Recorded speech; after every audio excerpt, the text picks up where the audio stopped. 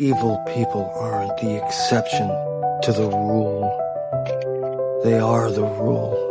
You're hiding something, and it's pretty obvious. It's something you can't hide from. Look around you, Gabriel. Look what people did to the world. And you think we can be good? Do we deserve a second chance? Sometimes we get one anyway. People in this world are capable of more than just killing each other. I haven't always been brave. Don't be scared. I'm not. Look, we're not all gonna make it through. I will not turn back, no matter what happens. I thought you were a man of God. God isn't here anymore. Call me Gabriel.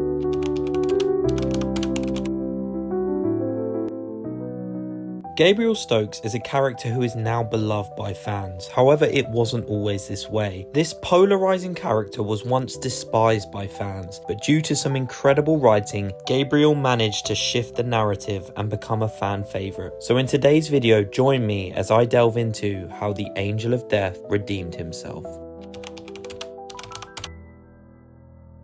Father Gabriel was a priest at St. Sarah's Church in Georgia pre-apocalypse, and after hiding in his church for months, he finally runs out of supplies and he has to venture into the wilderness. It is here where Gabriel gets his first real glimpse of what life has become like whilst he's been hidden inside. He is attacked by a group of walkers in the woods and climbs up onto a rock and cries for help, and this is when Rick and the group turn up to answer the man's prayers. After the group save Gabriel, he then leads them to a food bank, but the group are astonished that Gabriel has survived this long, as he is a wimp and a coward, and there is initially a lot of concern from the group of his true intentions. After we learn Gabriel's darkest secret being that he barricaded himself in the church at the start of the apocalypse and didn't let any members of his congregation in as they were devoured by walkers just feet away from him, Gabriel then starts to take a back seat within the story until the episode Spend in season 5, where after the group arrive in Alexandria, Gabriel warns Diana, saying that Satan disguises himself as the Angel of Light,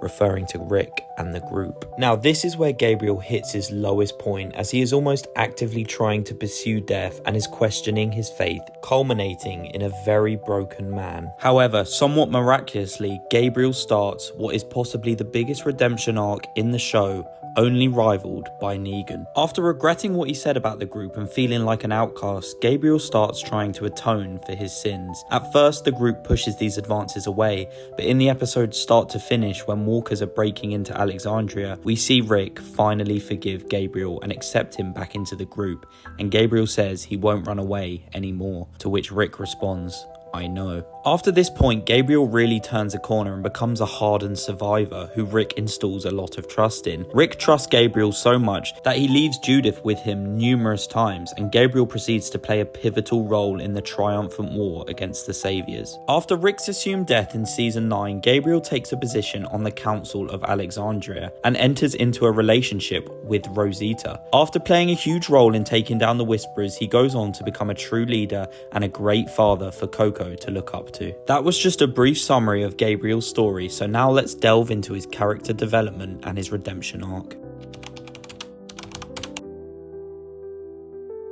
As I previously mentioned, Gabriel was introduced into the show as a weak coward, so I genuinely thought upon his introduction that he was faking this persona and going to end up being some kind of villain. That's how cartoonish this character came across at the start, and I think many fans hated Gabriel, and for good reason. In season 5 and the start of season 6, he was a scared man who blindly followed his faith, and he just kind of bumbled around the apocalyptic landscape being saved by other people. And although we see many characters go through a similar transformation like Gabriel's, none really capture the monumentous change that he goes through personally, and I think that's for a couple of reasons. Gabriel was a coward for 2 whole seasons, which frustrated fans immensely, especially those who hadn't read the comics and weren't aware of his eventual change. But Gabriel was useless for so long that when he eventually did start to adapt, it felt so rewarding. And also, when he did start to change, it was a slow transformation. He didn't just transform into the second coming of Rick Grimes overnight.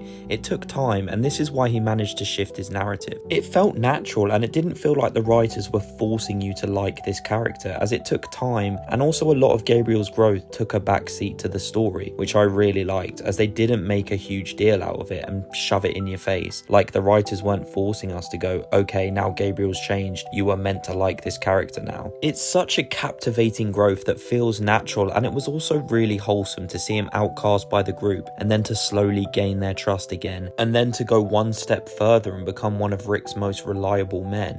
It was a storyline that felt not only rewarding but realistic, and the payoff is immense, as in the later seasons Gabriel is a highlight for me. And I think without Rick the show on a whole struggled, but he really shines as he gets more spotlight, and the final few seasons of the show I know aren't as good as the early to mid seasons, but I still think Seth Gillingham, the actor who plays Gabriel, is one of the few characters who really shines in Rick's absence. And although I admittedly am not the biggest fan of Rosita and Gabriel together, as I felt the writers did this as more of fan service, but that's just a tiny nitpick and just my opinion. I really like the fact that the writers kept Gabriel alive, as in the comics he dies to Beta during the Whisperer War, but I think season 11 especially really would have struggled without Gabriel's presence, so I'm happy they kept him alive.